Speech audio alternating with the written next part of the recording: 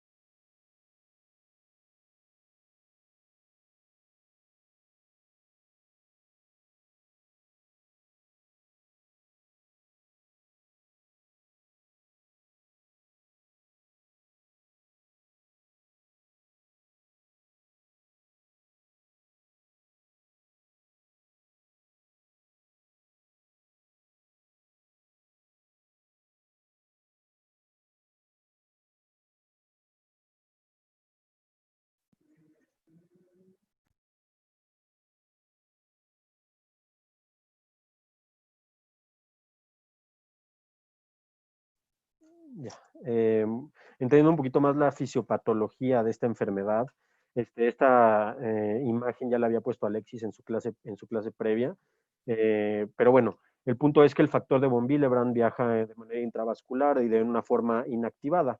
En el momento en el que el subendotelio o el colágeno del subendotelio se ve dañado o lesionado, eh, tenemos bueno, estos se unen a la hora de activarse al, perdón, a las plaquetas que están activadas, se une exactamente al complejo alfa 3 beta, alfa 2 beta 3, perdón, y esto es lo que hace el inicio de la adhesión plaquetaria. Como ya lo vimos en la clase pasada, pues después de todo esto, todos los factores que se desencadenan por este mismo proceso hemostático. Pero bueno, en la hemostasis primaria es importante eh, tener en cuenta el factor de von Willebrand. Bueno, ¿cómo se van a presentar estos pacientes?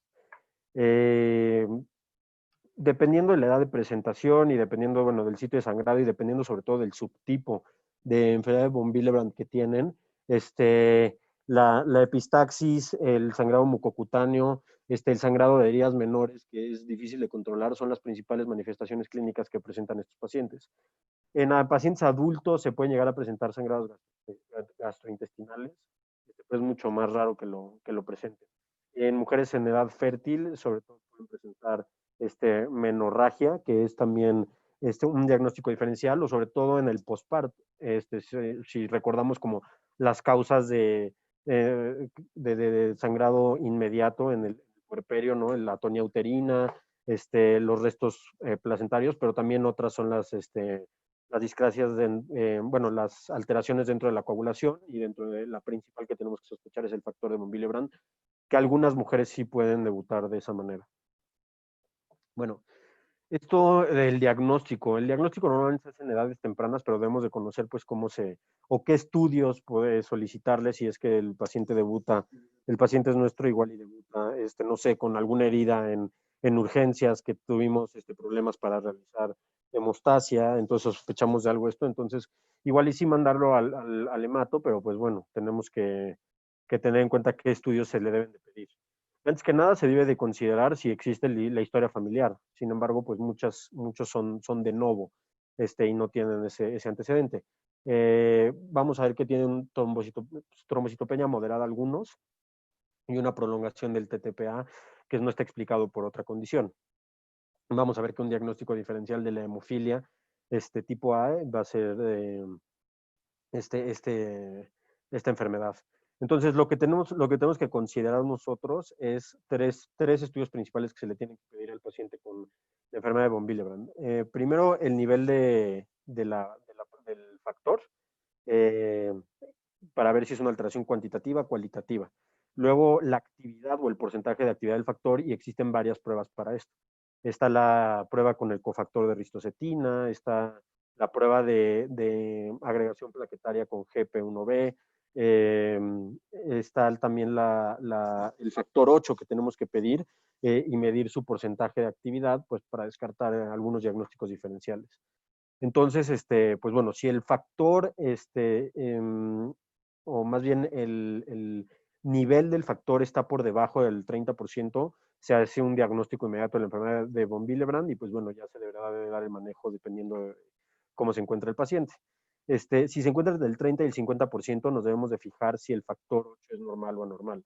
Si el factor 8 es normal o está ligeramente disminuido, pues bueno, ya vemos en qué porcentaje vamos a encontrar tanto la actividad como el valor cuantitativo del factor de von Willebrand. Si el factor de von Willebrand está debajo de 30, al igual que la actividad, pues se hace el diagnóstico. Bueno, evidentemente esto es repitiendo los estudios. Aquí como lo pueden ver en el algoritmo, se repiten los estudios. Si el factor de von Willebrand y su actividad se encuentra entre el 30 y el 50%, hay un diagnóstico que es bien conocido, que solamente, no como tal enfermedad de von Willebrand, sino que tienes el factor de von Willebrand bajo. Y bueno, se excluye si estos son mayores del 50%.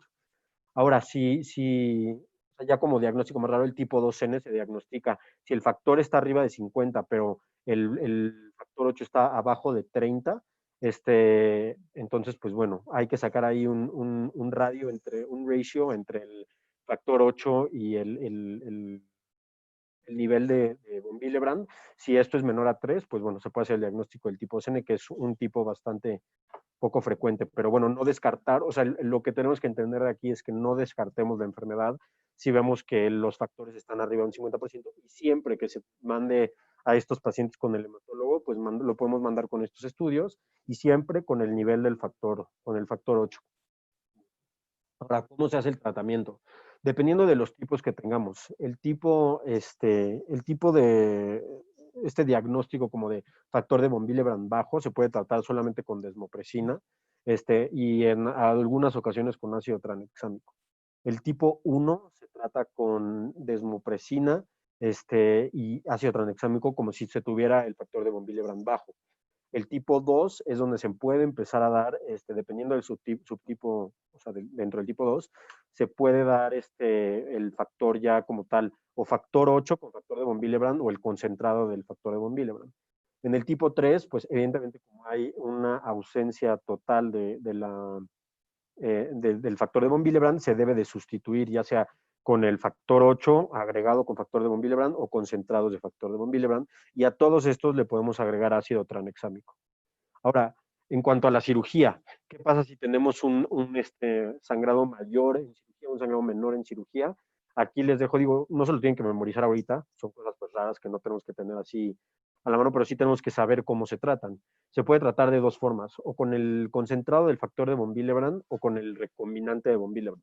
Yo creo que aquí en el hospital sí tenemos el factor de von Willebrand, el recombinado.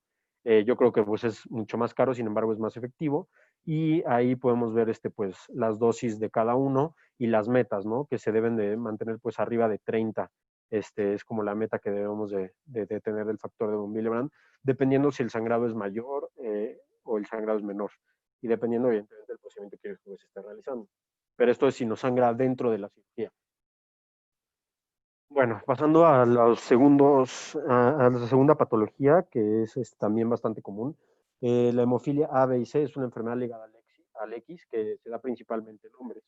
Y yo creo que siempre que lo estudiamos es como, es una enfermedad exclusiva de hombres, que, o sea, que la mamá se lo hereda al hombre y ya. Sin embargo, vamos a ver que en raras ocasiones, pues también las mujeres pueden padecer de hemofilia. Mujeres que tienen heterocigosidad compuesta, pérdida del cromosoma X o lionización del mismo, del cromosoma X, pueden tener hemofilia A, B y C. Entonces, pues, también debemos de sospecharlo en algunos casos en ellas. Afecta 1.2 millones de personas a nivel mundial. La hemofilia A es más infrecuente que la hemofilia B.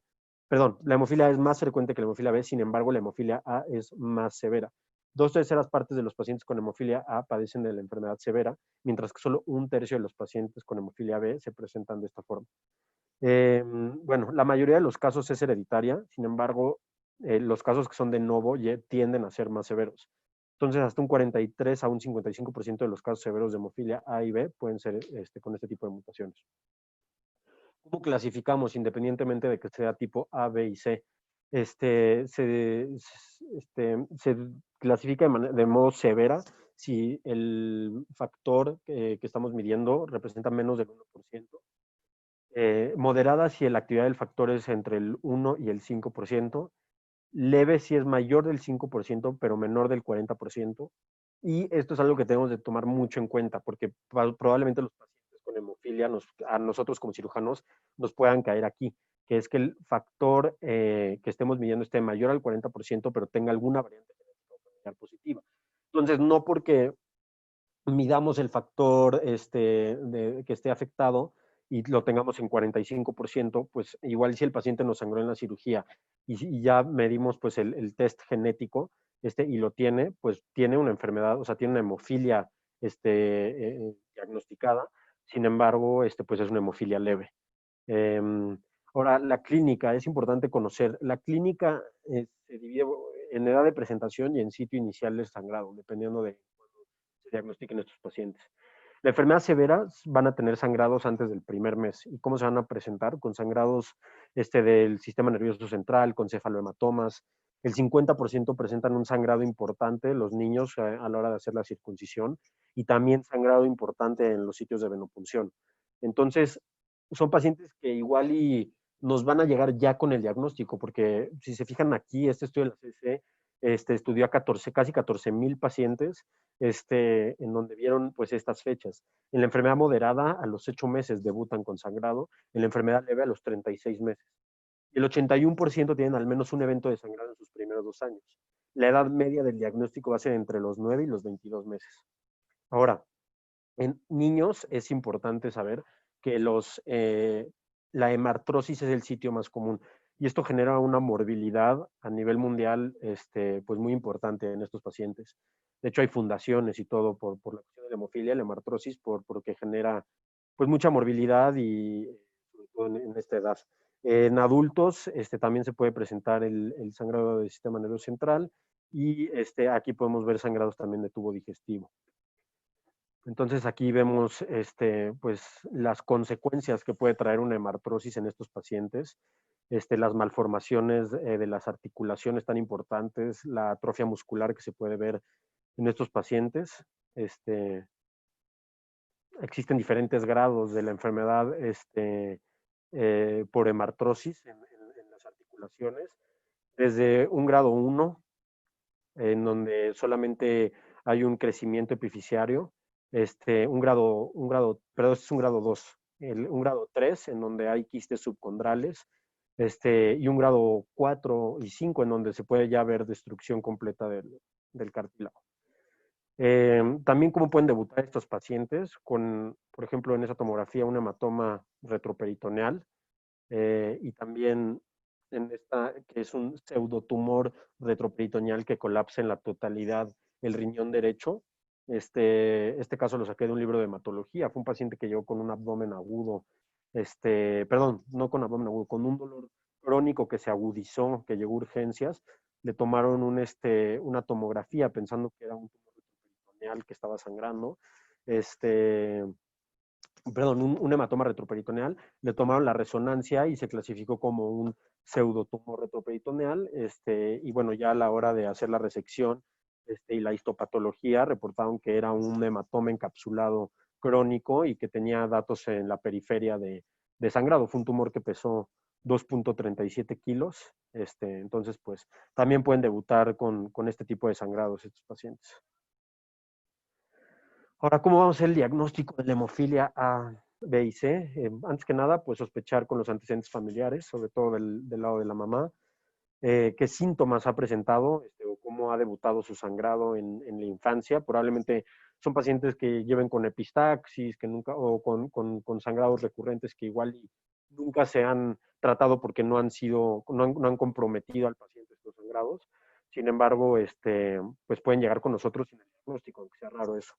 El TTPA va a ser el factor que está alterado. Sin embargo, el tiempo que está alterado, perdón. Sin embargo, debemos de tomar en cuenta que si el factor está en un 15% o más, o sea, en un rango del 15% más, se puede encontrar normal el TTPA. Entonces, no solamente porque veamos un coagulograma que esté normal, dejemos de pensar que pueda tener alguna alteración de la coagulación.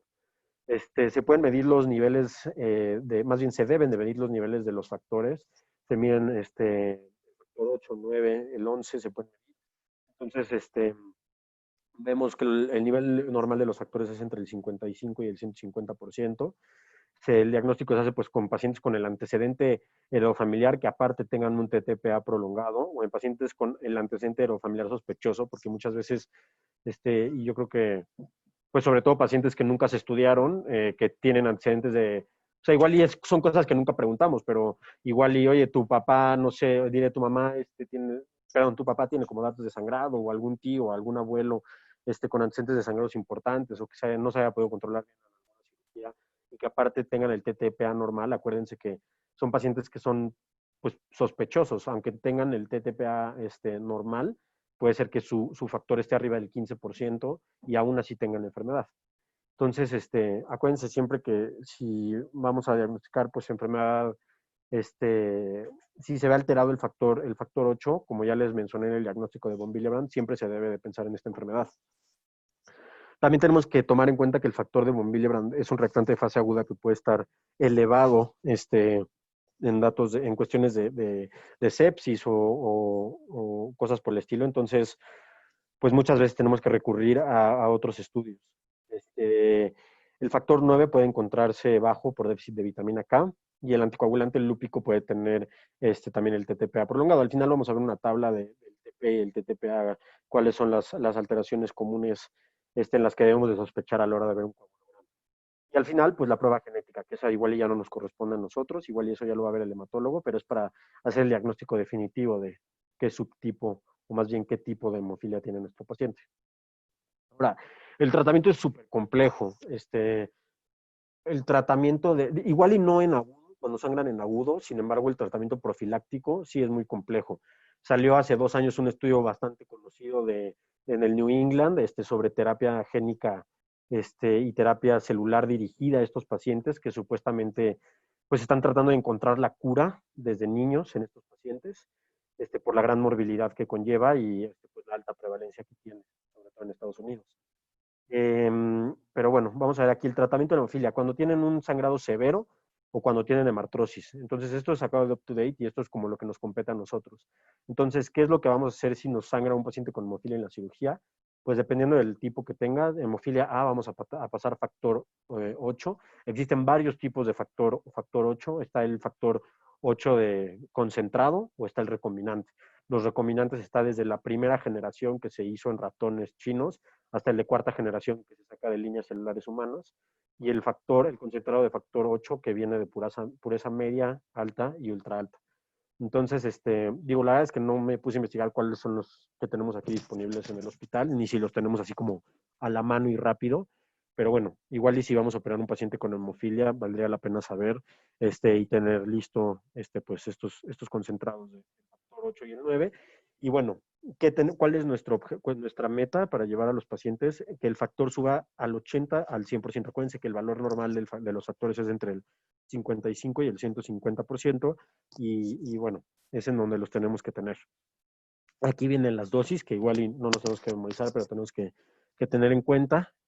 Y bueno, 30% de los pacientes con hemofilia A severa y del 3 al 5% con los pacientes con hemofilia B severa generan anticuerpos contra los factores exógenos. Entonces, tenemos que ser muy cautelosos, sobre todo en la profilaxis de esos pacientes, porque entre más se les administra el factor, más riesgo tienen de formar anticuerpos y más riesgo tienen de que no les funcione posteriormente este tratamiento. Entonces son pacientes que se van a acabar manejando con plasmas frescos congelados, con aféresis plaquetas, o sea, con otros métodos para controlar la hemorragia, ya que estos pacientes pues sí tienden a generar, sobre todo los de enfermedad severa, anticuerpos contra estos tratamientos. Y como les mencioné, pues bueno, estas terapias en estudio, que son terapias génicas, también el emicizumab, que está bien estudiado para la hemofilia A, que es la hemofilia más severa, como tratamiento profiláctico, y la terapia génica celular, que pues es bastante prometedora, sigue en estudio, pero pues bueno, eso igual y ya no lo. Ahora, como les mencioné al principio, también el Schwartz y el Samson mencionan estos dos Bien. deficiencias. Ajá. Nada más una cosa en esto de las hemofilias. Uh-huh. Eh, si como comentaste, hacen resistencia a los factores. O sea, Loctapro llega un punto en el que si los usas continuamente, hace anticuerpos antifactor 8. Lo mismo con el 9 y bueno. En el paciente que llega quirúrgico, hay otros medicamentos que se pueden usar para intentar mejorar un poco la coagulación, que son los antifibrinolíticos. ¿Me dejan un tantito? Gracias. Que son ácido tranexámico y ácido epsilon aminocaproico, y los dos se pueden utilizar. Ok. ¿No? Sí, perfecto, doc. Pues sí, entonces en estos pacientes pues tenemos también algunas otras opciones, pero pues sí, lamentablemente hacen pues anticuerpos y dejan de funcionar los tratamientos pues ideales. Bueno, el factor 7 y el factor 13, la deficiencia de esos factores son trastornos autosómicos recesivos poco comunes. Sin embargo, en el factor 7, pues el sangrado es infrecuente a menos de que exista menos del 3% de la actividad de este factor. La hemorragia es muy variable, desde quimosis faciales, hemorragias mucocutáneas, epistaxis, hemorragias postquirúrgicas que se presentan en el 30% de los pacientes. Y pues el tratamiento aquí es el plasma fresco congelado, que tiene el factor 7 con una semivida de 4 horas y el factor 7 activado, recombinante, que tiene una semivida de 2 horas. Ahí vamos a ver, son diagnósticos más raros, pacientes que probablemente pues no nos vayan a llegar con el diagnóstico, nos sangren en cirugía, descartemos otras patologías y pues siempre sospechar que el factor 7 y el factor 13 pueden estar ahí presentes. El factor 13 tiene la característica de que si llega a ser sintomática, da una diátesis hemorrágica grave. Son pacientes que también se pueden presentar con un trastorno adquirido de la deficiencia de este factor, pacientes hepatópatas con enfermedad inflamatoria intestinal, leucemia mieloide, pueden llegar a tener no tanto congénito, sino adquirido este trastorno. Y bueno, tienen una formación normal de coágulos de la casca de la coagulación, pero tienden a hacer una fibrinolisis más avanzada y más rápida. Algo como un dato que igual y les llama la atención es que de niños hayan tenido hemorragia a través del muñón umbilical y tienen un riesgo muy incrementado de riesgo de sangrado intracraneal. El tratamiento es con plasma fresco congelado, crioprecipitados y concentrado del factor 13, que en realidad, pues a la hora de que nos sangran estos pacientes, como lo vamos a ver al final, igual y pedimos un tromboelastograma y ya vamos viendo qué se les va pasando. Cuando el trastorno no tiene un tratamiento específico como la hemofilia o algún otro, pues bueno, hay que ver cómo lo paramos ese sangrado. Y bueno, para acabar con los trastornos congénitos, de los trastornos plaquetarios, fuera del trastorno de von Willebrand, que ya lo vimos, está la tromboastenia de Glanzmann y la enfermedad de Bernard-Soulier. La tromboastenia de Glanzmann es una enfermedad autosómica recesiva que tiene un defecto aquí en la alfa 2B beta 3, antes conocida como el 2B3A, en la agregación plaquetaria. Entonces, los pacientes van a debutar con sangrado mucocutáneo, cuenta normal de plaquetas y vamos ahorita en la diapositiva que entra vamos a ver cómo se diagnostica. Son estudios que debemos de hacer ya más avanzados, son estudios de agregación plaquetaria. Entonces, igual y las plaquetas están normales, vemos plaquetas, no sé, de 250,000 plaquetas, sin embargo, pues si queremos, el tiempo de sangrado IBI puede estar alterado, que es como el estudio inicial que nosotros hacemos para trastornos plaquetarios. Y bueno, entonces tenemos que hacer los estudios de agregación para ver si ahí está el efecto. Tratamiento con aféresis plaquetarias y se pueden usar, también tienden con las aféresis plaquetarias estos pacientes a generar anticuerpos contra la integrina y en estos casos pues se puede usar el factor 7 activado recombinado, pero bueno, son casos que ya igual y va a manejar el hematólogo. En la de Bernard-Soulier hay un defecto en la glucoproteína 1B 9,5 para el factor de von Willebrand, que es en donde en una de las partes en donde se une en toda esta cascada de la coagulación. El dato que vamos a ver aquí va a ser plaquetas gigantes a la hora de hacer verlo al microscopio. Las hemorragias leves las vamos a tratar con medidas generales. Son pacientes que no nos dan tanta lata como von Willebrand y Glanzmann, pero bueno, igual y nada más con compresión, sutura, empaquetamiento, igual y nos sangraron raro en la cirugía, pacientes que igual y se van sin diagnóstico a su casa y ya no pasó nada, pero sí existe la enfermedad moderada y severa en donde se debe de dar desmopresina, factor 7 activado y aféresis plaquetarias, pero aquí, bueno, si ya es grave el trastorno de Bernard-Soulier, se puede también, tienen riesgo de formar anticuerpos, entre más aféresis plaquetarias les pasemos. Entonces sí, en casos ya más, pues, delicados, sí se puede hacer, o sea, puede ser un manejo bastante complicado en estos pacientes. Ahora, ¿cómo hacemos el diagnóstico? Digo, igual y estas pruebas nosotros no las vamos a pedir, pero igual y si las vemos en un expediente, pues estaría bien saber interpretarlas. Entonces, factor de von Willebrand, pues ya les expliqué todo el show del diagnóstico. Bernard-Soulier, plaquetas gigantes que lo reporte hematología como plaquetas gigantes y algo de trombocitopenia normal. Pues pensamos en Bernard-Soulier y no va a tener nada de agregación con la prueba de ristocetina. Y en la prueba de Glanzmann, al revés, aquí hacemos una prueba de agregación con ristocetina y las plaquetas se van a ver normales. Entonces, es como, pues, los datos clave que vamos a tener nosotros para el diagnóstico, como que no tenemos que conocer mucho más. Plaquetas gigantes, Bernard-Soulier, plaquetas normales con agregación con ristocetina, Glanzmann, y bueno, acuérdense, factor 8 para von Willebrand y la medición del factor de von Willebrand. Con eso pues hacemos el diagnóstico básicamente de todas las alteraciones de las plaquetas. Ahora, en cuanto a los trastornos adquiridos de las plaquetas, existen trastornos cuantitativos y trastornos cualitativos. En cuanto a los trastornos cuantitativos, se dividen en tres, que son una producción insuficiente relacionada con la alteración de la función de la médula ósea, la disminución de la supervivencia de la plaqueta, que son trastornos inmunitarios y no inmunitarios. Ahorita los vamos a ver un poquito más a profundidad de estos. El secuestro, que principalmente es el hiperesplenismo, que ahí pues nosotros pues sí tenemos que ver porque son pacientes que normalmente terminan en esplenectomía. Y los trastornos cualitativos, que son pues por transfusiones masivas, por enfermedades mieloproliferativas, que vamos a hablar ahorita un poquito más de ellas, y las hepatopatías, que sí pues pueden ser un poquito más complejos estos pacientes.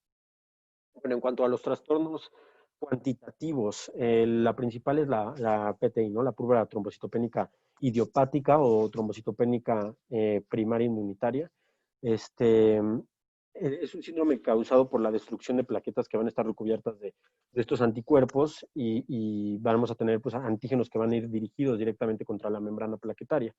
La causa puede ser idiopática, que es cuando hablamos de una púrpura trombocitopénica idiopática o primaria inmunitaria.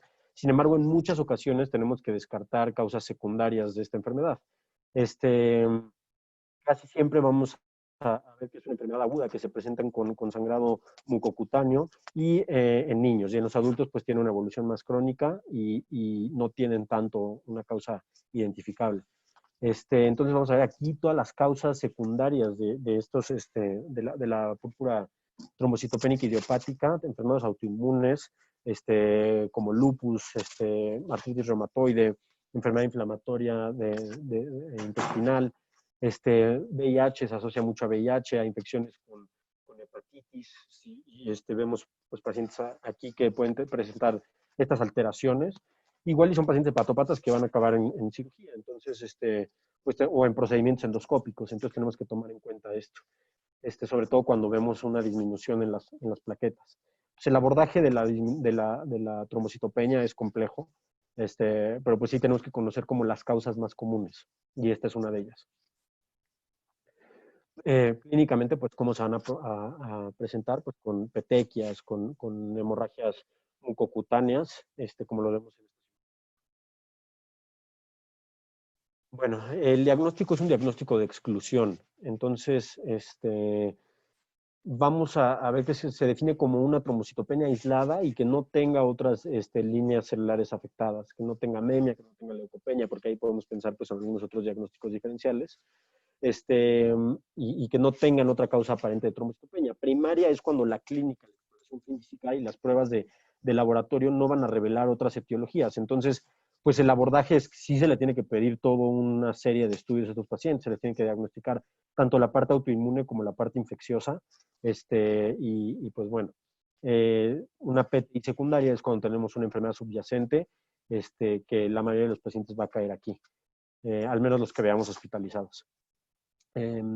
Bueno, y aquí, pues, al menos UpToDate lo decía así, los anticuerpos, o sea, yo sabía que se diagnosticaba con los anticuerpos antiplaquetarios, pero bueno, en realidad es como todo el abordaje diagnóstico va a dar, pues, el diagnóstico de qué es lo que tiene el paciente, y acuérdense que lo importante en esta patología es descartar una causa secundaria. Entonces, ¿cómo es el tratamiento de estos pacientes? Esto igual y si nos compete un poquito más a nosotros. Si las plaquetas están arriba de 30,000, cuando ya tenemos un diagnóstico de PTI, vamos a observar, igual y no van a tener una hemorragia espontánea, igual y no nos van a sangrar tanto en cirugía, pues sin embargo sí tenemos que tomar en cuenta, pues sobre todo si se acerca más a esta cifra, tener pues aféresis plaquetarias y en consideración que puede llegar a sangrar en la cirugía. Si las plaquetas están abajo de 30,000 o que tenga síntomas, a pesar de que estén arriba de 30,000, pues vamos a empezar con glucocorticoides intravenosos. Normalmente metilprednisolona es lo que se da.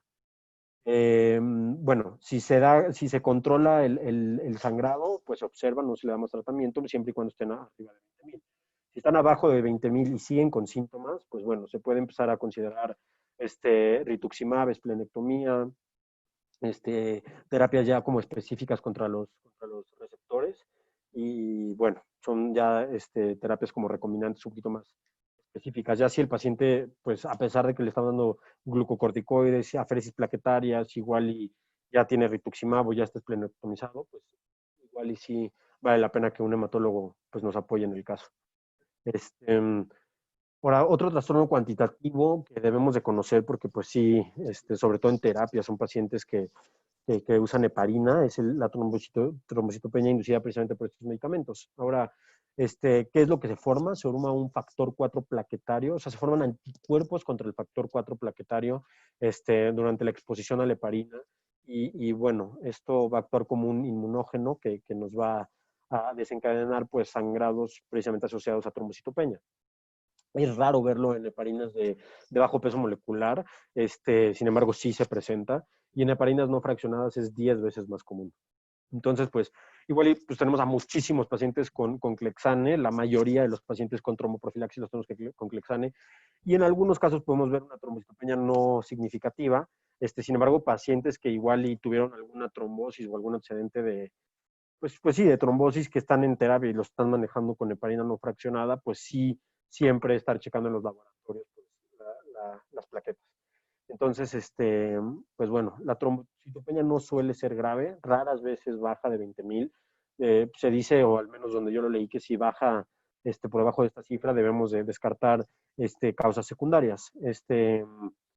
Y bueno, no presentan un riesgo de tanto de hemorragia, sino también pueden presentar un riesgo de trombosis, ¿no? Por todo esto que hablábamos la clase pasada de cómo se puentean los anticoagulantes y cómo en un principio la heparina puede, si no lo puenteamos bien o si no lo damos una dosis reducción, generar pues trombosis. Ahora, se menciona aquí un score que sale en UpToDate y de hecho creo que está en NERCAL y todo, que es como para hacer el diagnóstico de esto. Si vemos que el paciente tiene trombocitopenia, pero es una trombocitopenia pues marcada, lo tenemos con heparina igual y no fraccionada, pues podemos usar esta calculadora, donde pues mire 4 puntos, ¿no? Que son las 4 T's. Trombocitopenia, el grado de trombocitopenia que tiene, Entonces, si están arriba de 20,000, aquí pues le da 2 puntos, ¿no? Porque como les había mencionado, es raro que baje de esta cifra. Si está por debajo de 10,000, pues le va a dar 0 puntos porque tenemos que empezar a buscar otras causas. El tiempo en el que se le dio la heparina, son pacientes que no van a debutar luego con la trombocitopenia, son pacientes que van a tardar 5, 10 o más días después del uso de heparina. Hay pacientes que igual ya hasta se dan de alta y en la consulta de seguimiento los vemos con trombocitopenia y el único antecedente que tienen es que estuvieron con heparina en terapia por alguna cuestión. Luego la trombosis, si es que se presentó o no, si se presentó una trombosis confirmada por ultrasonido o cualquier otro método de imagen, pues nos da más puntos. Y que se haya descartado cualquier otra causa, por ejemplo, o sea, una sepsis o alguna otra causa de trombocitopenia, una coagulación intravascular diseminada, medicamentos. Entonces, pues el abordaje es un poquito más complejo, pero nos puede ayudar esta tabla si lo tenemos. Entonces, bueno, se van a estratificar en riesgos. Si tienen 0 a 3 puntos, la probabilidad es baja, menos del 1%. De 4 a 5 puntos, el 10%, y del 6 a 8 puntos, pues aproximadamente el 50%. Pues, ¿qué es lo que vamos a hacer? Igual y lo que nos importa es si están en un riesgo intermedio o alto, pues tenemos que parar la heparina inmediatamente, sobre todo si tienen datos de sangrado. Tenemos que revertir el efecto de la heparina si es que se puede. Pedir los anticuerpos, los HIT, que son los anticuerpos contra la heparina, y bueno, se pueden empezar anticuerpos, se pueden empezar otro tipo de anticoagulación con los anticoagulantes nuevos, como apixaban o rivaroxaban.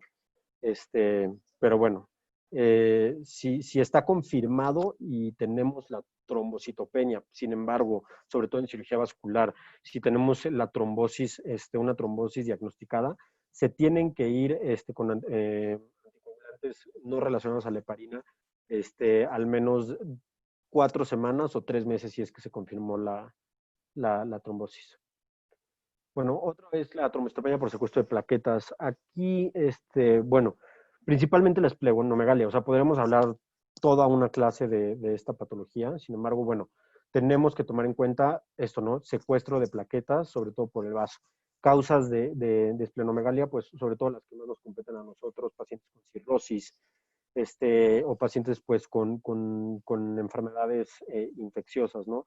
Sin embargo, pues existen algunas otras cosas, cuestiones como linfoma, malignidad, sarcoidosis, artritis reumatoide, que nos pueden generar esplenomegalia, y puede haber disminución de las plaquetas. Sin embargo, también tomar en cuenta que aquí la disminución de las plaquetas es moderada y es rara, en raras ocasiones presenta traumas. Sin embargo, pues sí se puede presentar cuando hay traumatismos pues importantes. Bueno, bueno, tenemos que tomar en cuenta que la vida media y la masa total de las plaquetas va a ser normal. Sin embargo, el vaso va a secuestrar las plaquetas y las va a destruir, porque está con una hiperactividad del mismo. Y bueno, también tenemos que tomar en cuenta si estos pacientes se llegan a transfundir, no van a presentar el mismo incremento. Una féresis plaquetaria igual le aumenta pues 10,000 plaquetas. En esos pacientes, pues no. Entonces debemos de ver cuál es el tratamiento específico de la causa del hiperesplenismo, y muchos de estos pacientes van a acabar en esplenectomía si es que no se puede revertir, tratando la causa pues original. Bueno, ¿qué otros trastornos y que son diagnósticos diferenciales de trombocitopenia? Tenemos la púrpura trombocitopénica trombótica y el síndrome urémico hemolítico. La púrpura trombocitopénica trombótica son grandes moléculas del factor de von Willebrand que interactúan con plaquetas y las activan. Aquí como preguntas, me acuerdo que en ciertos casos preguntaban a qué se relacionaba, y es al Adam TS13, pero bueno, es una inhibición de esa metaloproteinasa. Y bueno, son pacientes que van a debutar con trombocitopenia, anemia hemolítica, microangiopática, pacientes que pueden presentar trombosis, y el dato que vamos a encontrar como muy claro, que vemos en esta imagen, son los esquistocitos en el frotis, ¿no? El tratamiento es con plasmaféresis, algunos pacientes van a requerir de rituximab. El síndrome urémico hemolítico se va a ver relacionado con una infección de E. coli O157H7 u otras bacterias que pueden producir toxina Shiga. Pero bueno, si vemos algún coprocultivo con esta bacteria, pues debemos de considerarlo, sobre todo si existe daño renal. Son pacientes que muchas veces acaban en terapia de sustitución y se pueden convertir por este síndrome en una enfermedad renal crónica y tener que utilizar terapia de sustitución renal pues por tiempo prolongado e indefinido. Aquí el problema es que la toxina Shiga va a ejercer un efecto directo sobre el endotelio vascular y van a generar microangiopatía trombótica. Entonces los dos van a presentar microangiopatía trombótica, sin embargo, acuérdense, uno se ve alterado la metaloproteinasa y en el otro está normal, y el otro se ve asociado a infección por esta E. coli. Va a tener, otro dato para hacer el diagnóstico diferencial es que la púrpura trombocitopénica trombótica presentan síntomas neurológicos y en el síndrome urémico hemolítico es más como renal. Entonces, si vemos a estos pacientes con algo más renal, como síndrome urémico hemolítico, clínicamente neurológico, entonces púrpura trombocitopénica trombótica, y sobre todo los del síndrome urémico hemolítico que tengan el antecedente de la infección. En el urémico hemolítico es muy importante tratar la infección de la E. coli. También el tratamiento es con plasmaféresis para, pues, tratar de barrer todos estos anticuerpos que producen la fisiopatología de esta enfermedad. La Nada más coagulación, hablando de esto digo, a propósito del FilmArray, que ahora ya está de moda y todos lo usamos y lo pedimos, se está identificando mucho Escherichia coli, productora de toxina Shiga. Cada vez se ve más porque lo estamos diagnosticando. En teoría, cuando está presente esta bacteria y está produciendo síntomas, lo ideal es, digo, no tiene que ver con esto, pero lo ideal es no tratarla, porque si la tratas y le empiezas antibióticos, vas a desencadenar una respuesta inmunitaria que puede caer en un síndrome urémico hemolítico. Entonces, lo ideal con estos pacientes es darles tratamiento de soporte, mejorar la inmunidad colónica o con probióticos y todo este tipo de cosas, y de alguna manera intentar no darles antibióticos para evitar el síndrome urémico. Y hice esta pausa porque cada vez se ve más. O sea, nosotros, ¿qué te gusta de un mes que mandamos FilmArray? Aquí en el ABC nos llegan 3 o 4 pacientes con este tipo de bacteria. Entonces sí es prevalente, más de lo que uno piensa. okay. Gracias, doc. Y bueno, siguiendo con la coagulación intravascular diseminada, pues es un síndrome caracterizado por o sea, es todo un desbalance en la coagulación intravascular porque se consumen factores, pero al mismo tiempo se produce una disfunción, o sea, se producen trombos, o sea, es una disregulación total entre la cuestión de formación de trombos y sangrado. Entonces, puede llegar a producir, y es muy común que produzcan disfunción orgánica, hay una liberación excesiva de trombina y un desarrollo difuso de microtrombos, y al mismo tiempo se están consumiendo plaquetas y factores de coagulación.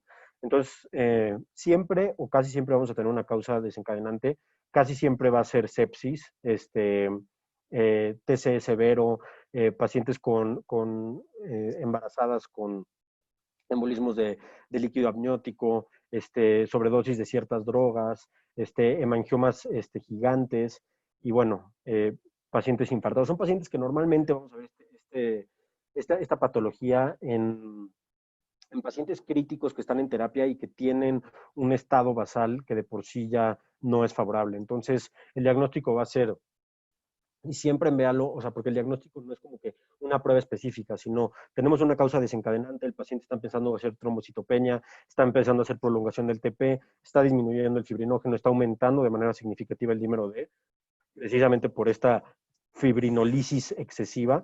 Entonces, pues bueno, tenemos que empezar a sospechar y tratar de manera oportuna la coagulación intravascular diseminada, porque son pacientes que van a caer en disfunción orgánica y se pueden poner muy graves de un momento para otro. El tratamiento, pues aquí es poner el balance, ¿no? Se tienen que pedir coagulogramas seriados. Aquí también, pues tiene que ver mucho el tromboelastograma, del cual vamos a hablar después, ver en qué fase de la coagulación se encuentra nuestro paciente, ver si tiene riesgo de sangrado, pues tratarlo con plaquetas, con plasmas frescos congelados, con concentrados eritrocitarios. Y bueno, aquí el ácido tranexámico está Y también tenemos que valorar si el paciente está en riesgo de trombosis. O sea, si tenemos un coagulograma que está normal o tenemos el fibrinógeno alterado, el paciente, pues, con los mismos riesgos de trombosis que vemos en el paciente quirúrgico, que por su patología de base, igual y pacientes oncológicos, pues sí se puede llegar a usar en dosis no muy elevadas anticoagulación.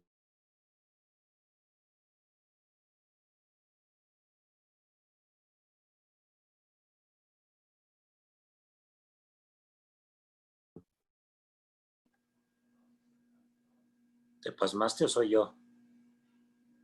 No, sí Se pasmó. De 50, ¿me escuchan? Nos perdimos nada más esta parte del inicio de proliferativos. ¿Ahí me escuchan? Gracias Sí. a Dios, ya te escuchamos otra vez. Gracias a Dios. Qué bueno, gracias a Dios. Entonces la anomalía más común en los pacientes quirúrgicos va a ser la trombocitopenia. Va a depender la intensidad de la etiología de la trombocitopenia. Sin embargo, pues tenemos que tomar en cuenta que un recuento de más de 50,000 plaquetas por lo general no va a requerir tratamiento, a pesar de que los laboratorios pues, nos den estos parámetros de 150,000 a 450, 400,000 plaquetas sea lo normal.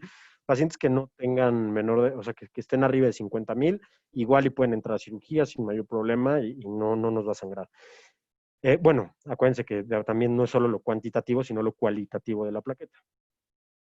Bueno, como ya les había mencionado, una aféresis plaquetaria solamente nos va a subir 10,000 plaquetas y bueno, hay unas guías de cómo se va a requerir la transfusión y dependiendo del procedimiento quirúrgico que vayamos a hacer. Entonces, por ejemplo, en un traumatismo, en un TCE severo, en neurocirugía, las plaquetas si están debajo de 100,000, probablemente ya está indicado pasar pues, aféresis plaquetarias conforme el paciente lo vaya requiriendo.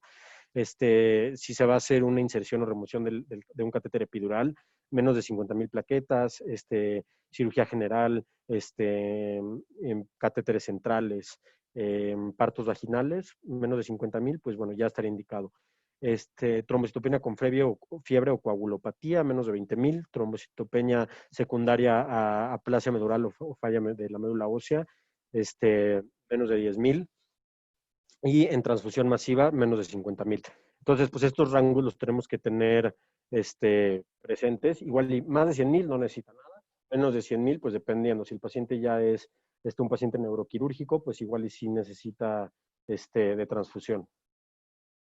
Enfermedades mieloproliferativas, pues el Schwartz, o sea, también es un tema súper extenso, sin embargo, pues lo que mencionan donde nos tenemos que fijar nosotros, sobre todo es en la policitemia.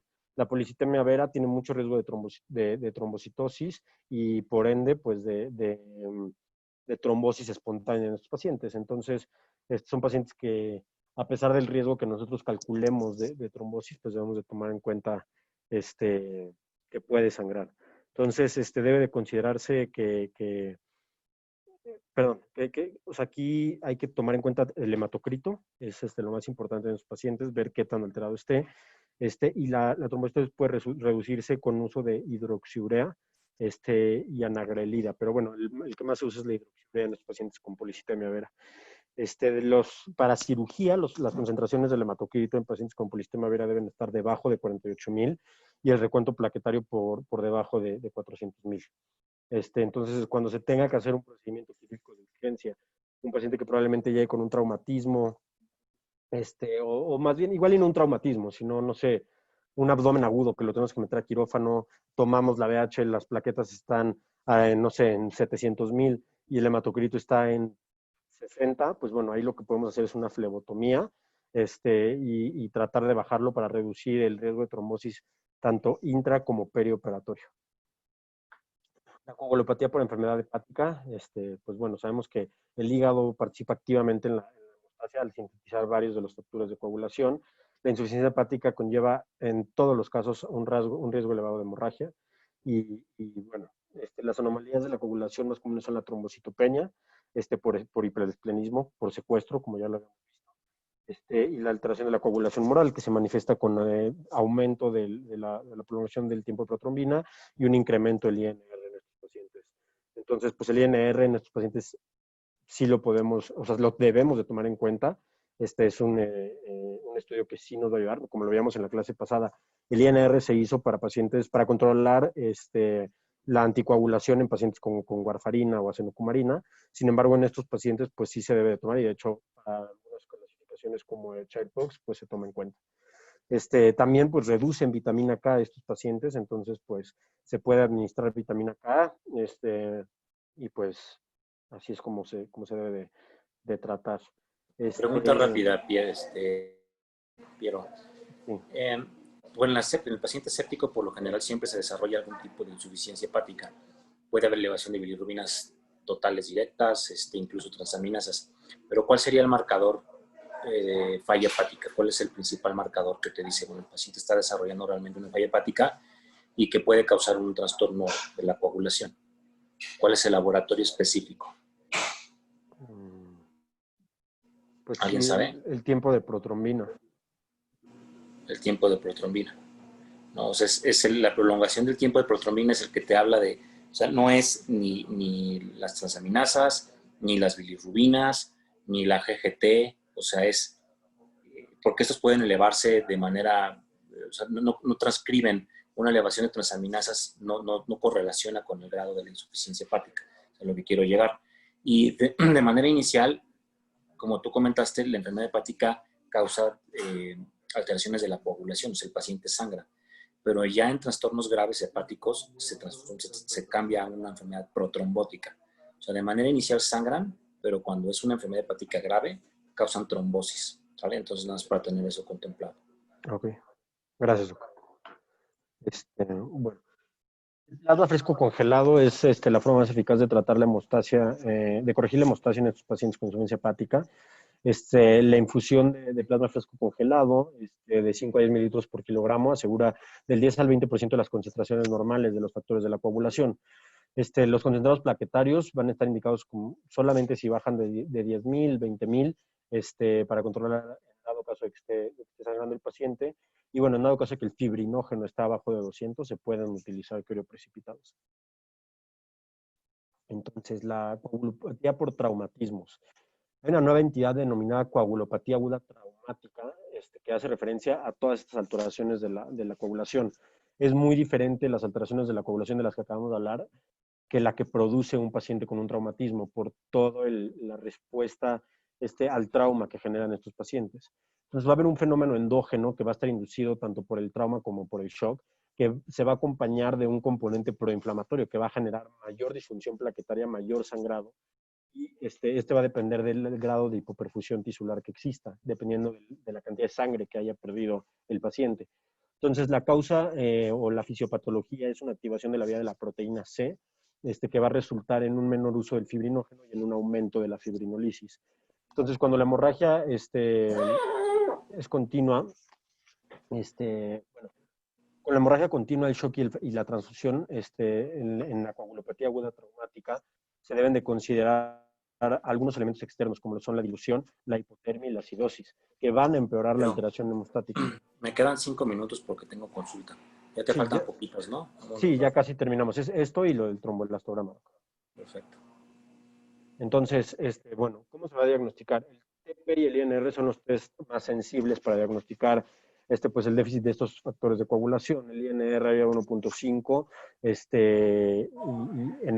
o sea, en dado caso de que el TP esté elevado, se han utilizado para diagnosticar en estos pacientes. Entonces llega el paciente, le pedimos el coagulograma, y pues lo vamos alterados, pero en realidad esto ya quedó en desuso. Este estudio puede tardar entre 45 minutos a una hora y no es útil cuando se trata de una emergencia. Tenemos al paciente en la sala de choque, pacientes que igual y en centros grandes de trauma hasta se tratan quirúrgicamente ahí, o sea, tienen quirófano en urgencias. Entonces tenemos que saber cómo está coagulando el paciente en tiempo real y para eso usamos la tromboelastografía o pues mejor aún la tromboelastometría rotacional, que es un estudio en tiempo real de cómo está coagulando nuestro paciente y qué es lo que le debemos de pasar. Entonces, pues, o sea, sí, al menos nosotros, o sea, nosotros hemos visto bastante artículos y esto de la parte de la coagulación últimamente, y la verdad es que sí, o sea, a mí lo que me impresionó es, por ejemplo, en el ATLS te dice una cosa, sin embargo, pues el manejo del paciente que está sangrando por trauma es mucho más complejo que eso. se tienen o sea, no se pasan como llega el paciente sangrando y 2 litros de cristaloides, y eso que es como lo que normalmente se usa en urgencias, pues porque como ya se nos ha mencionado, pues lo que sangran es agua, entonces Yo lo que creo se que trata de... me gustaría, a ver si tenemos oportunidad después, de retomar esa sesión que hubo el viernes pasado. De hecho, le iba a pedir a Fer que me la mandara, porque ese es el ejemplo perfecto. O sea, el sangrado venoso intercostal y por fractura por compresión vertebral, el sangrado vertebral, es el ejemplo perfecto de por qué uno no debe seguir los protocolos del ATLS en el paciente con trauma, que digo aquí, no va a faltar quien me quiera linchar, pero el protocolo del ATLS es para gente que está en urgencias, que no sabe manejar trauma y que entonces es mejor hacer eso a no hacer nada y tener a un paciente con una tensión arterial media que permita que tenga circulación cardíaca y cerebral, con cristaloides, pero es el ejemplo perfecto de cómo cuando tú transfundes líquidos, causas una coagulopatía por dilución y en un paciente con trauma de ese tipo, ya no para el sangrado y condenas al paciente a la muerte. Por eso es que siempre que tenemos clases de trauma, yo les hago mucho énfasis en el tromboelastograma y la gasometría de manera inicial para evaluar cómo se encuentra el paciente y no pasarles agua. Empezar con transfusión, que ahorita lo vas a platicar, creo que tienes una diapositiva, y pues probablemente habrá que pedirle a Fer, porque creo que no está, creo que nunca se conecta a las clases del R1, no sé si se conectó. Pedirle a Fernanda la presentación y analizarla. O sea, ¿qué se hizo mal? ¿Qué se debió de haber hecho para no caer en esta coagulopatía? Que es el ejemplo perfecto, el caso que vimos el viernes, ¿no? Si quieres continuar. Perfecto. Bueno, entonces, ¿cuáles son las novedades? Este es un artículo conocido, salió desde el 2016. Las novedades en el manejo de la hemorragia masiva en el paciente politraumatizado. Entonces, aquí nos dividen el manejo tradicional y en las novedades de qué es lo que se utiliza. La infusión inicial de cristaloides, antes se usaba más de 2 litros, ¿no? Les pasaban en urgencias. Y ahorita, pues hay que titular los bolos de cristaloides, 250 mililitros, y solamente cuando hay una hipotensión muy marcada. Entonces, tenemos esta cierta como hipotensión permisiva en estos pacientes y no tenemos por qué, pues, exagerar si el paciente viene con una hipotensión que no es muy marcada, a pesar de que haya perdido sangre. Entonces, otra cuestión es el ácido tranexámico. Estas guías dicen que antes no se usaba y ahorita pues se debe de dar 1 gramo intravenoso dentro de las primeras 3 horas. Los concentrados eritrocitarios, que antes pues no se usaban o sí se usaban dependiendo ahorita pues de los ratios que hay entre los plasmas congelados, los concentrados eritrocitarios, o sea, debemos de hacer como la valoración en tiempo real y para esto nos ayuda mucho el programa que vamos a ver ahorita. El plasma fresco congelado, pues antes según era el TP, según el coagulograma, dependiendo de cómo salía, pero pues como ya vimos el coagulograma igual y sale en 45 minutos si bien nos va. Entonces ahorita es un uso empírico, ¿no? Con una relación 1:1 en cuanto a concentrado eritrocitario, plasma fresco congelado, aféresis, y esto ha demostrado disminuir la mortalidad en pacientes que están sangrando y en pacientes politraumatizados. Antes la féresis plaquetaria se usaba según el laboratorio, si estaba abajo de 50,000, y pues bueno, ahorita hay que ir valorando, ¿no? Aquí igual y sí, cuando tengamos la VH, pues vamos viendo, pero bueno, tomar en cuenta esto de uno en cuanto a concentrados eritrocitarios, plasmas congelados y plaquetas. Y el fibrinógeno, bueno, se pasaba si estaba en menos de 1 gramo y ahorita se usa de manera empírica. Entonces el paciente llega sangrando, llega con un choque hipovolémico grado 2, grado 3, entonces ya le estamos pasando el concentrado, ya le estamos pasando el plasma fresco, le estamos pasando igual y sí ciertos bolos de cristaloides, pero bajos, y en dado caso de que la hipotensión sea muy severa, en lo que van llegando la parte bueno, los concentrados eritrocitarios, el plasma fresco, y junto con el ácido tranexámico le pasamos el fibrinógeno. Y después vamos viendo si el fibrinógeno está menor de 1.5, de 2 gramos, pues ya vamos viendo si le seguimos. Entonces, estos son como los 7 puntos que nos dice las guías que me parecieron pues bastante interesantes. debe de ser pues precozmente diagnosticada y tratada, se debe de limitar la fluidoterapia, se debe de activar desde antes si se puede, o sea, desde antes de que llegue el paciente al hospital, el protocolo de transfusión masiva para que vayan teniendo listos los paquetes. Se debe de administrar, como ya les dije, en una relación de 1 a 1 los paquetes globulares, el plasma congelado y las afecciones plaquetarias. Se debe de administrar el fibrinógeno de manera precoz, se debe de administrar el ácido tranexámico en las primeras 3 horas y tras las primeras transfusiones pues debemos de tener en cuenta los estudios viscoelásticos que son el ROTEM y el tromboelastograma. Entonces, bueno, se los dejo aquí y yo creo que ya lo vimos para no perder más tiempo en esto. Nada más, cuáles son, pues dependiendo si tenemos alterado el TP o el TTPA, si están los dos alterados, uno alterado o el otro alterado, cuáles pueden ser los diagnósticos. Me pareció interesante dejarles esta tabla, pero bueno, sería solamente ser pues, repetitivo. Entonces vamos a ver la tromboelastografía. La tromboelastografía fue descrita hace más de 65 años por un cirujano en Alemania, Harner, que él pues participaba mucho en las terapias intensivas de su país, pero sin embargo pues no le dieron mucha importancia, mucha relevancia, era un estudio caro y no fue su uso como hasta los años 80 por el doctor Kang, que lo utilizó en trasplantes hepáticos y en cirugía cardiotorácica en pacientes que los iban a sacar a bomba de circulación extracorpórea. Y bueno, ¿qué es la tromboelastografía? Es la representación gráfica de la formación y destrucción del coágulo sanguíneo en tiempo real, así como de las características del coágulo. Entonces es una guía que nos va a dar para el uso de los productos sanguíneos y farmacológicos de manera mesurada y sin tener que abusar de ellos o usarlos o sea, menos, ¿no? De no utilizarlos.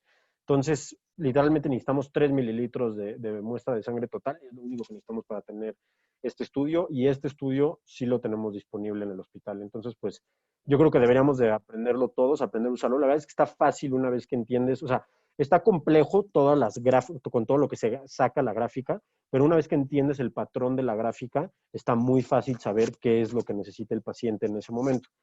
Y la verdad es que está padre porque, o sea, tenemos aquí pacientes igual y que no son quirúrgicos, que son ni traumatizados, pacientes con sangrado de tubo digestivo, a los cuales se les puede pedir un trombolastograma, o pacientes en terapia que están críticos, que se les pide el trombolastograma. Los tengo que dejar. Sí, Si quieres te explica el trombolastograma y luego me lo platicas a mí a ver que también sí. me entendiste.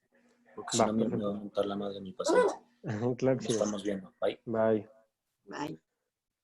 Entonces, pues, yo creo que es un estudio, pues, que puede hacer la diferencia en los pacientes que están sangrando, y yo creo que sí lo debemos de conocer bien.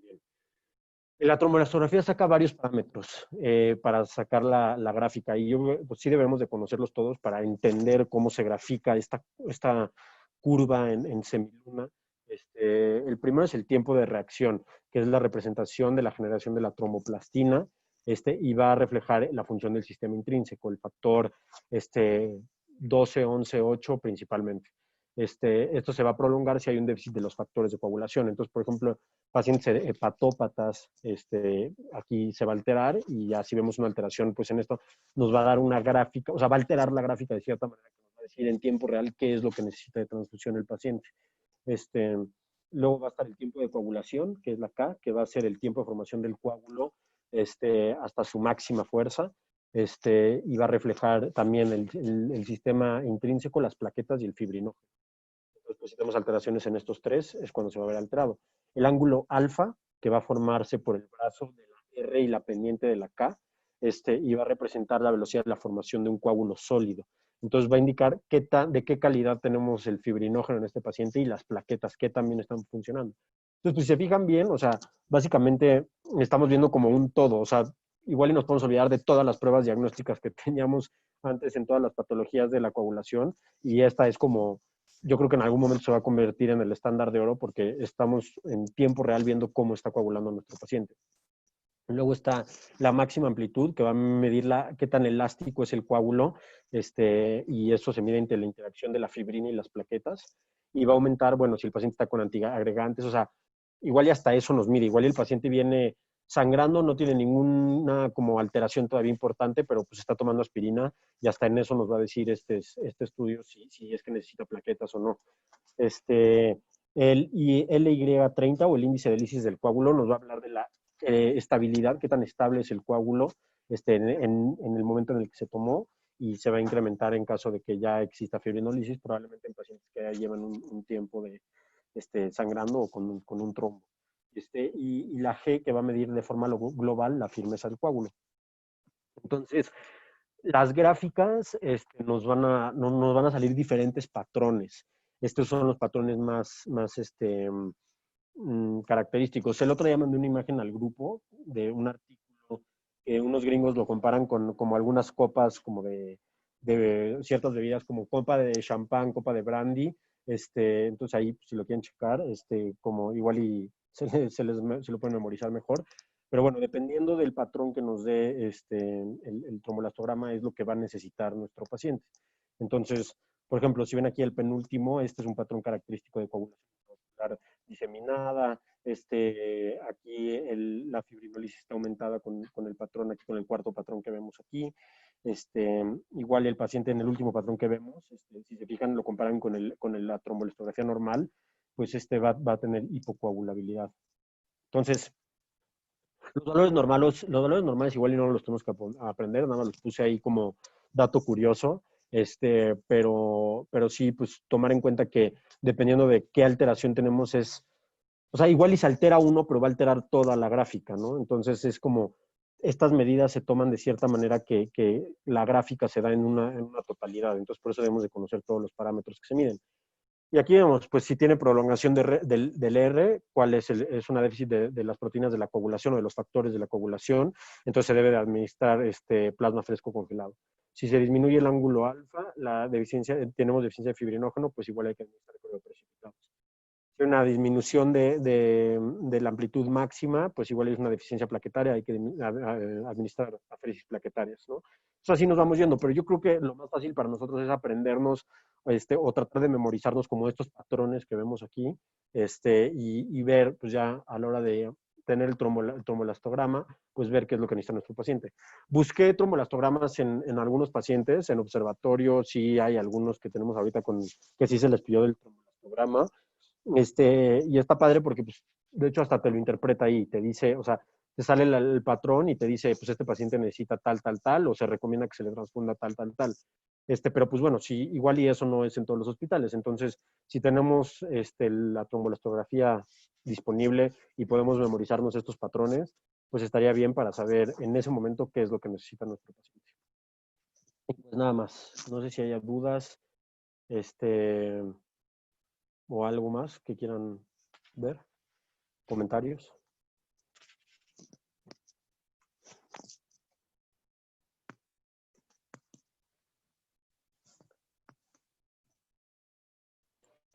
Creo que no, muchas gracias, pero... Va. Pues de nada y gracias a todos. Gracias, Piero. Gracias, Piero. Gracias. Sí, la clase muy extensa. Adiós, amigos. Gracias. Gracias.